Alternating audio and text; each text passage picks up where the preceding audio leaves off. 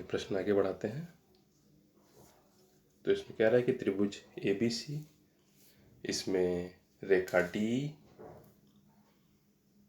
आधार BC के समांतर है। AD का मान 3 दे रखा है, DE का मान 4 है, DB 1.5 है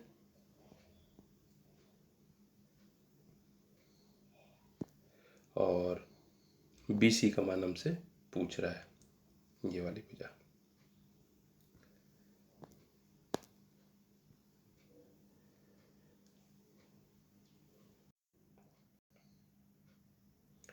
तो हम यहाँ पर देखेंगे, अगर हम अनुपात लिखते हैं AD बटे DB बराबर AE बटे EC,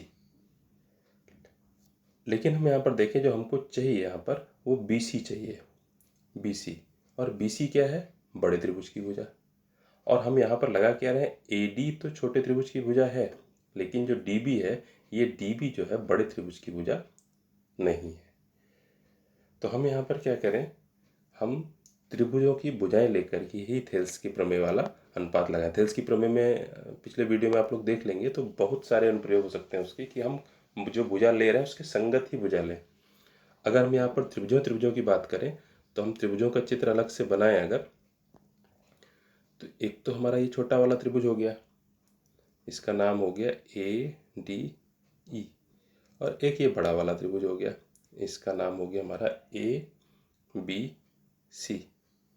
अब अगर हम त्रिभुजों की बात करें तो छोटे वाले की भुजा AD और बड़े वाले की इसकी संगत भुजा क्या है, AB बराबर छोटे वाले की भुजा क्या है, D, और इसके संगत बड़े वाले की भुजा क्या है, BC। ये अनुपात लगाएं तब यहाँ पर BC का मान निकलेगा। अब यहाँ पर देख लें किसका किसका मान दे रखा है। AD का मान दे रखा है 3 बटे AB। अब देखिए AB का मान हमें निकालना पड़ेगा यहाँ पर चित्र से। कैसे? AB का मान जो है AD और DB जोड़कर, यानी 3 और 1.5, ये हम जोड़ देंगे, तब ये हो जाएगा 4.5। तो 4.5 इसका मान होगा 4.5।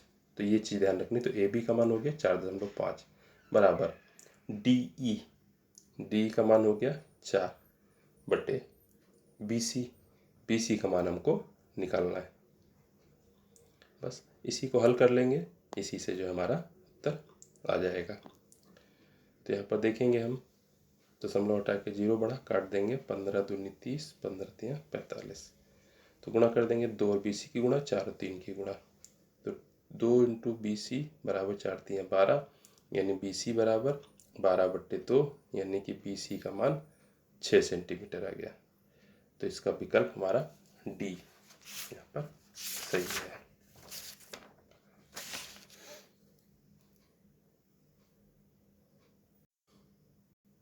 तो इस प्रश्न में बस यही ध्यान देने की बात थी। यहाँ पर 2025 से पूछा गया है कि BC बड़े त्रिभुज की भुजा फंस रही है। अगर हम AD/DB और AE/EC का अनुपात निकालते तो ये AD छोटे त्रिभुज की पूरी भुजा है और DB बड़े वाले त्रिभुज की आधी भुजा है, मतलब जो भी हिस्सा पड़ रहा है। तो इसमें ये ध्यान देने वाली बात थी। फिर हम लोग अगला प्रश्न, दी हुई आकृति में LM समांतर CB, इन पर एक एक निशान बना दें। ये और LN समांतर CD, ये LN जो है ये CD के समांतर है। तो सिद्ध कीजिए कि AM बटे AB बराबर AN बटे AD, या AM बटे BM, इस तरह से। अब हम यहाँ पर देख लें, हम किसी भी तरफ का 2024 में पूछा गया है, किसी भी तरफ का आधा क्वेश्चन देख लें, आधा त्रिभुज। जैसे कि हम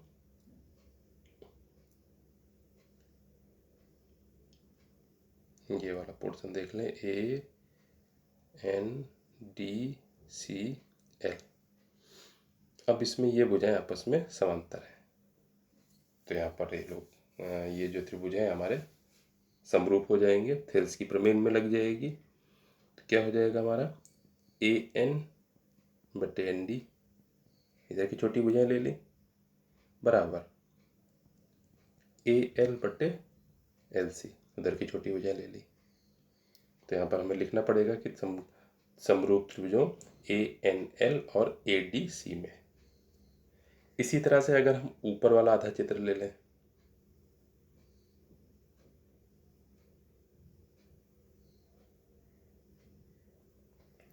AMBCL इन त्रिभुजों में, तो ए इसमें भी समरूप है ML और BC। तो समरूप त्रिभुजों AML और ABC में, तो यहाँ पर क्या अनुपात हो जाएगा हमारा, AL/LC बराबर AM/MB। तो ये समीकरण 1 था। समीकरण 2 अगर दोनों को मिला दें तो AN/ND बराबर AM/MB हो जाएगा।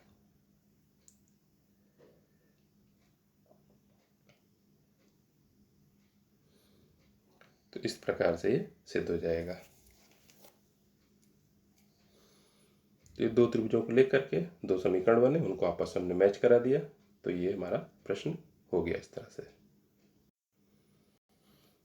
फिर अगला प्रश्न है, पूछा गया है यहाँ पर कई बार 21, 22, 25, 26 में DE समांतर AC।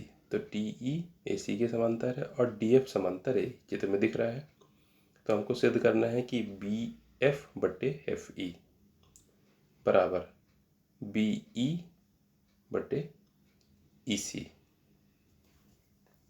ये हमको यहाँ पर सिद्ध करना है। अब हम यहाँ पर त्रिभुज देख लेंगे, इस चित्र में समझ में आ रहा है तो ठीक है, नहीं तो हम दोनों चित्रों को अलग अलग कर लेंगे जिसमें जो भुजा जिसके समांतर बन रही है। जैसे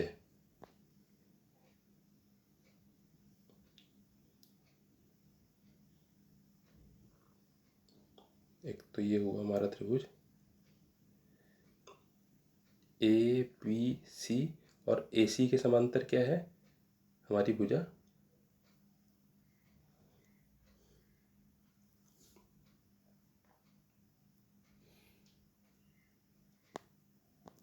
AC के समांतर जो है DE है। तो DE इसमें बना लेंगे,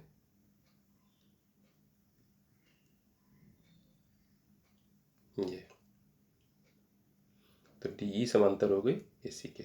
अब अगला त्रिभुज हम लोग बनाएंगे BA और ये E वाला,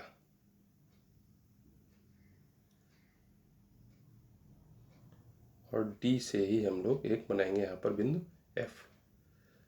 तो ये हमारा दूसरा त्रिभुज हो गया जिसमें DF समांतर हो गई AE के और इसमें DE समांतर हो गई AC के। तो इस तरह से ये विजुलाइजेशन है हमारा। यहाँ पर हम दोनों त्रिभुजों को अलग अलग देख पाएंगे जो समरूप होंगे, जिसमें थेल्स की प्रमेय हमारी लग पाए। हम यहाँ पे देखें जो हमको सिद्ध करना है BF/FE है, तो इसी को हम लेके चलें BF/FE इस दूसरे वाले चित्र से, यानी कि त्रिभुज इसमें BE ABE में। तो हमारा क्या आ जाएगा BF/FE बराबर क्या होगा, ये समांतर है, आधार के समांतर है रेखा DF, तो इसमें थेल्स की प्रमेय लग जाएगी, इसलिए PF और FE का अनुपात उधर वाली जो दो भुजाएं बची BD और AD के बराबर होगा, बराबर BD/AD। ये हमारा समीकरण बन गया। हमें पहुंचना कहाँ पे है, देखिए सिद्ध करना था BE और EC। BE EC किस में पड़ रही हैं, BE EC हमारे इस त्रिभुज में पड़ रही हैं, पहला वाला जो चित्र बनाया था। अब हम इसमें थेल्स की प्रमेय लगा दें तो इसके हिसाब से हमारा क्या हो जाएगा BE/AC का मान BE/AC। ये भुजाएं, इनका अनुपात उधर वाली जो दो भुजाएं हैं BD और DA, तो BD/DA इनके बराबर होगा। ये समीकरण हमारा 2 बन गया। अब 1 और 2 से देख लें, दोनों ही अनुपात BD/AD के अगर बराबर हैं तो इसका मतलब BE/EC BF/FE के बराबर होगा। ये वाला अनुपात BF/FE के बराबर हो जाएगा। यही हमें यहाँ पर सिद्ध करना था। BF/FE इसके बराबर हो जाएगा BE/EC। तो यानी कि समीकरण 1 और 2 से, तो 1 और 2 से हमारा ये यहाँ पर जो सिद्ध करना था BE/EC बराबर BF/FE, ये हमारा हो जाएगा अनुपात। फिर अगला प्रश्न, यहाँ पर हमें दिया हुआ डी ई समांतर ओ क्यू,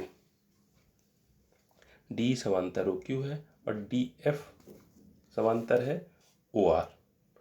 तो हमें दर्शाना है कि ई एफ समांतर होगा क्यू आर के। तो यहाँ पर वही चीज़ है, हम अगर चित्रों को अलग अलग कर लें जो त्रिभुज बने हैं तो बड़ा आसानी से लग जाएगा। एक तो हमारा ये चित्र अलग हो जाएगा, P Q O,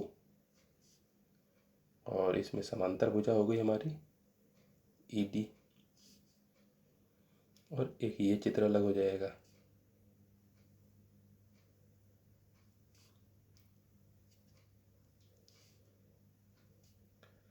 P O R, और इसके समांतर भुजा हो गई हमारी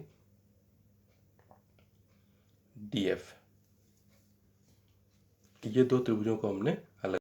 अब यहाँ पर हमारे दिमाग में जाना चाहिए कि अगर हमें ई एफ समांतर क्यू आर चाहिए, यानी कि ये त्रिभुज हमारे समरूप हों। समरूप तभी होंगे जब पी ई और क्यू ई का अनुपात और इधर वाला पी एफ और एफ आर का अनुपात जब हमारे बराबर बराबर निकल आए। अब पी ई और ई क्यू का अनुपात कहाँ से आएगा? ये पहले चित्र से, पी ई और ई क्यू। इस चित्र में ये हमारी समांतर भुजाएं हैं, तो पी ई बटे ई क्यू का अनुपात क्या आ जाएगा? पी ई बटे ई क्यू। इसका अनुपात आ जाएगा हमारा पी डी बटे ओ डी, पी डी बटे ओ डी। और अब दूसरे चित्र पे चले हैं हम, तो पी डी और ओ डी, ये देखिए यहाँ पर ये भुजाएं समांतर थी, तो पी डी और ओ डी का अनुपात पी डी बटे ओ डी, ये किसके बराबर आ जाएगा? इधर से पी एफ और एफ आर के, पी एफ बटे एफ आर। ये दूसरे वाले चित्र से आगे समीकरण 2, ये पहले वाले चित्र से आगे समीकरण 1। समीकरण 1 और 2 को अगर हम मिला दें दोनों को, तो यहाँ पर क्या आ जाएगा? यानी कि पी डी बटे ओ डी का मान समीकरण 2 से हम समीकरण 1 में रख दें, तो हमारा क्या आ जाएगा? पी ई बटे ई क्यू, ये बराबर था पी डी बटे ओ डी के, और पी डी बटे ओ डी किसके बराबर था? पी एफ बटे एफ आर। तो तीनों चीज़ें बराबर हो गई। थोड़ी देर के लिए पी डी और ओ डी को अगर निकाल दें, अलग हटा दें, तो हमारा आ जाएगा पी ई बटे ई क्यू बराबर पी एफ बटे एफ आर। अब हम इसको देख लें बड़े त्रिभुज में, पी ई बटे ई क्यू बराबर पी एफ बटे एफ आर, पी ई बटे ई क्यू बराबर पी एफ बटे एफ आर। तो इस तरह से चित्र था हमारा पी क्यू आर, और ये हमारी भुजा थी यहाँ पर ई एफ। तो अगर किसी त्रिभुज में ऐसा सिद्ध हो जाता है कि पी ई और ई क्यू का अनुपात पी एफ और एफ आर के अनुपात के बराबर है, तो ये समरूप त्रिभुज होंगे। यहाँ पर ई एफ क्यू आर के समांतर होगी, यानी कि ये भुजा क्यू आर के समांतर हो जाएगी। तो ई एफ समांतर क्यू आर हो गई, यही हमें यहाँ पर सिद्ध करना था। तो यही हमारा यहाँ पर सिद्ध हो गया। फिर कह रहा है ए बी सी डी एक समलंब है जिसमें ए बी समांतर डी सी। तो इसका चित्र बना लेंगे, समझ में आ जाएगा हमको। ए बी सी डी एक समलंब है, ए बी समांतर डी सी, ऊपर नीचे वाले भुजाएं समांतर हैं। विकर्ण ओ पर प्रतिच्छेद करते हैं। देखिए विकर्ण बना, एक ये विकर्ण, दोनों विकर्ण ओ पर काट रहे हैं। तो हमें दर्शाना है कि ए ओ बटे बी ओ बराबर सी ओ बटे डी ओ। तो ये हमको दिखाना है। तो इसको हम देखेंगे, समलंब है, समांतर है। तो यहाँ पर अगर हम कोणों की बात करें तो ये एकांतर कोण, ये ए पर जो हमने निशान बनाया और ये सी पर जो निशान बनाया, यानी कि इस तरह से जो कोण बने हैं ये। अब ये देख रहे हैं यहाँ पर हम एकांतर कोण, दो समांतर रेखाओं को अगर कोई तिर्यक रेखा काटती है तो उनसे संगत कोण बनते हैं और एकांतर कोण। एकांतर कोण कैसे बनते हैं? जेड, सीधी जेड या उल्टी जेड के कोणों पर बनते हैं। तो यहाँ पर अगर हम ये नाम डालें ए बी और ये सी और डी, तो ए और सी पर जो निशान लगे हैं ये एकांतर कोण है, यानी कि कोण बी ए सी बराबर कोण DCA। क्यों? क्योंकि ये कोण दो समांतर रेखाओं AB और DC के बीच बने हुए एकांतर कोण है, इसलिए बराबर होंगे। इसी तरह से इधर वाला ये B वाला कोण और ये इधर D वाला कोण, ये भी जेड पर बनना है। A B D और C, तो ये भी जेड पर बनना है। तो कोण ABD बराबर कोण CDB, ये भी बराबर होंगे। इसके आगे में भाषा लिखनी पड़ेगी, ये भी दो समांतर रेखाओं ABDC के बीच बने एकांतर कोण है। तो ये दो कोण बराबर हो गए। तीसरा जो O पर बन रहा है ये हमारे शीर्षाभिमुख कोण है, तो ये भी बराबर है। तो इस तरह से दोनों त्रिभुज हमारे समरूप हो गए। जब समरूप हो गए तो बराबर कोणों के सामने की भुजाएं संगत अनुपात में होती हैं। तो यहाँ पर हम देखें, जो दो वाला निशान लगा था B पर, इसके सामने की भुजा OA। इस त्रिभुज में दो वाला कोण ये D पर था, D के सामने की भुजा OC, तो OA बटे OC बराबर, इसमें एक जो A वाला था इसके सामने की भुजा OB बटे एक का एकांतर कोण यहाँ C है, C के सामने की भुजा OD, तो OD हो जाएगा। बस सिद्ध हो गया। अब हम क्या कर सकते हैं, OB को इधर नीचे कर दें, OC को उधर ऊपर कर दें, तो एक ही बात है। तो OA बटे OB बराबर OC बटे OD, ये हो गया सिद्ध। तो इस तरह से ये 2026 में पूछा गया है, तो ये भी सिद्ध हो गया। फिर अगला, दो आकृतियां जिनके आकार समान हो परंतु माप आवश्यक रूप से समान ना हो। तो यही हम पाठ ही पढ़ रहे हैं, यहाँ पर चैप्टर ही ये वाला पढ़ रहे हैं। तो ये हो जाएगा हमारा समरूप आकृतियां, 2023 में पूछा गया। अगला, D समांतर BC है तो CE की माप, तो CE की माप, तो ये सारी माप दे रखी हैं। वैसे तो अब चित्र देख करके हमें हिसाब लग जाएगा कि अगर 1.3 है और ये 3.9 है तो कैसे निकली, गुणा 3 करके 13×3 = 39। तो इस तरह से ये जो EC भुजा है ये भी इसको 3 से गुणा करके निकलेगी, 15×3 = 45 यानी 4.5 सेंटीमीटर। तो D वाला विकल्प हो जाएगा इसका। फिर अगला, दो त्रिभुज समरूप हैं, कोण दे रखे हैं, तो कोण C का मान अब यहाँ पर बना लें, इससे बिना चित्र के लगाना थोड़ा सा कठिन हो जाएगा। तो हो गया XYZ और ABC। यहाँ पर ध्यान देंगे कि ABC और XYZ समरूप हैं, तो ABC हम A ऊपर से लिख रहे हैं तो XYZ भी ऊपर से लिखेंगे। A है 75, Y है हमारा 57, तो कोण C का मान, जब A 75 है तो X वाला भी 75 होगा। जब Y 57 है तो Y का संगत जो कोण जाएगा यहाँ पर समरूप त्रिभुज के हिसाब से B हो जाएगा, तो B भी हमारा जो है 57 होगा। तो C हमें निकालना है। तो किसी भी त्रिभुज में तीनों कोणों को 180 अंश होता है, दो कोण हमें पता है 75 57, तो 75 और 57 इनको हम जोड़ लेंगे 132, और फिर 180 से हम 132 घटा देंगे तो 48 डिग्री हमारा निकलेगा। ये P हो गया। यानी कि लगाएंगे कैसे, फिलहाल तो यहाँ पर लगाना नहीं है, 2023-24 में पूछा गया। वैसे लगाते तो कैसे लगाते कि हम जानते हैं किसी भी त्रिभुज में तीनों कोणों को योग 180 अंश होता है, भाषा लिखते हैं।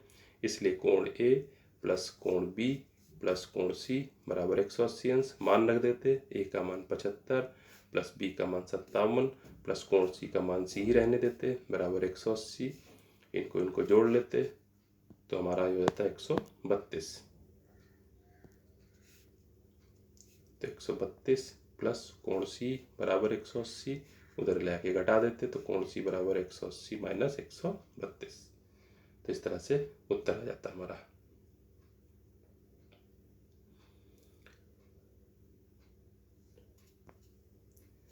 फिर किसी समबाहु त्रिभुज ABC में AD लंब है BC पर, तो एक ही समबाहु त्रिभुज हो गया ABC, यानी कि तीनों भुजाएं बराबर हैं और AD लंब है BC पर। इस तरह से लंब डाल दिया 90 का कोण बनाते हुए, तो AD स्क्वायर बराबर होगा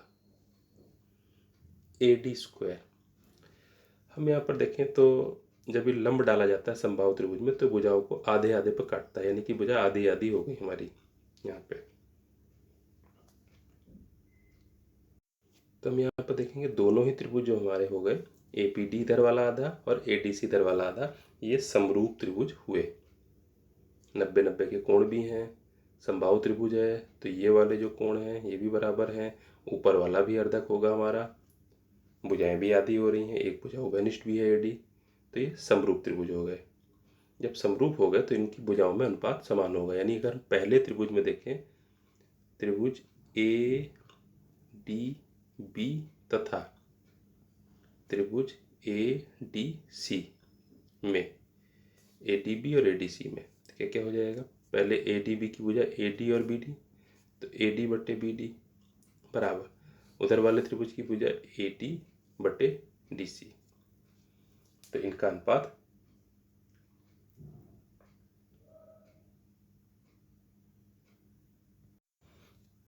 इस तरह से अनुपात नहीं निकलेगा, यहाँ से ए डी कैंसिल हो जाएंगे, हम इसको ना लगाएं। त्रिकोणमिति आप लोगों ने पढ़ रखी होगी, समबाहु त्रिभुज है, इसके सारे कोण जो हैं 60-60 अंश के होंगे, तो ये 60 अंश का कोण हो जाएगा हमारा।